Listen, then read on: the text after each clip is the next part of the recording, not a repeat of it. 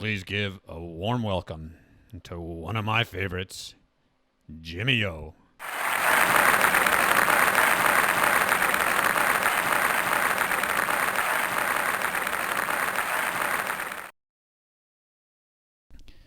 If I come across as lackluster this evening, blame Keith Morrison. He's the host of Dateline. And ever since my wife became a Dateline junkie, I haven't been sleeping well. Our bedtime routine for the last 20 years is to crawl into bed, turn on the TV, and then try to come to an agreement on what to watch. I prefer a dull, uneventful show, like a Ken Burns documentary or something on the Weather Channel. My wife, she insists on murder shows, and the more gruesome, the better. Her preferred show, Dateline, and she controls the remote. So as I transition to sleep, all I hear is Keith Morrison describing horrific crime scenes. The show does its best to keep us guessing who did it, but in the end, it's always the spouse. And the manner of death is usually a self-inflicted gunshot wound, or so we're led to believe. A fall either down the stairs or off the side of a cliff, or a poisoning, usually antifreeze. I try my best to tune the show out. I go to my happy place. A tropical beach, a warm, gentle breeze, ocean waves gently breaking on the shore, only to be interrupted every couple of minutes by my wife rambling. Hey, is it true you can't taste antifreeze? Hun, are your arms long enough to shoot yourself with a shotgun? Or, hey, would you die if you fell down our stairs? And this goes on for a couple of hours every night. And instead of a peaceful beach scene, all I can think about is how my wife is going to off me. Life insurance is an odd concept, right? Essentially, you are placing a bet on your loved one dying. It's like betting against your favorite team. If they lose, you win. When you apply for life insurance, you need to specify an amount. It's essentially what amount of money would help you get over the death of your spouse. We have a $500,000 policy on me.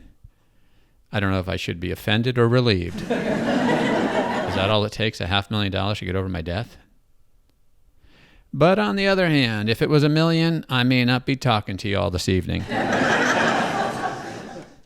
Now, with life insurance, you only get the big payoff if someone dies.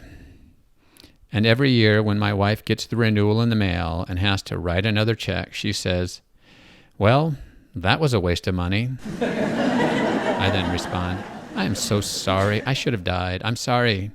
Maybe this will be the year. She mumbles something in response. It's best I not know what she said. When I am at a funeral, I can't stop thinking about how much money the widow got. And it would be helpful, I think, if the funeral home printed that amount in the leaflet or posted it at the reception in a conspicuous place. It would set the tone for the event.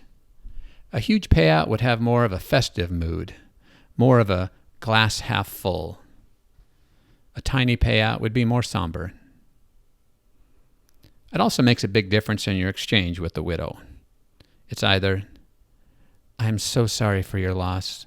Gary will be missed. Please let me know if there's anything I can do. Or, if there was a significant life insurance, it would be more like, congratulations. I hear Mazatlan is nice this time of year. But more importantly, it makes the widow much more attractive to any would-be suitors, right? Her dance card wouldn't be empty for long if she just got a boatload of money, regardless of what she looked like. And speaking of dancing, why can't we have a money dance at a funeral? They're big money makers at weddings. The last wedding we were at, my wife insisted that I dance with the bride. So I got in line and waited my turn. When I got to the front, some woman handed me a pin. I opened my wallet and shit.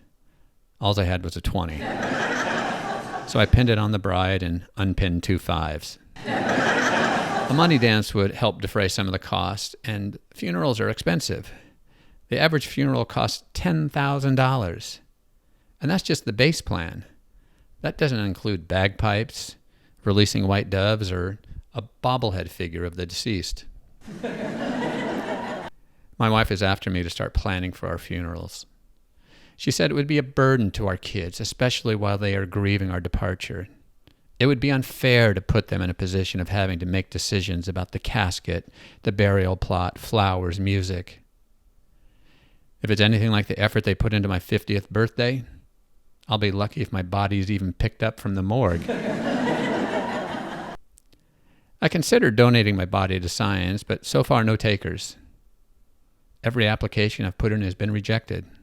I don't know if the standards are high or I just have an inflated self-image. I think I'd like to be cremated. It's just more final. I don't want to risk being resurrected. One lifetime inside this body is plenty.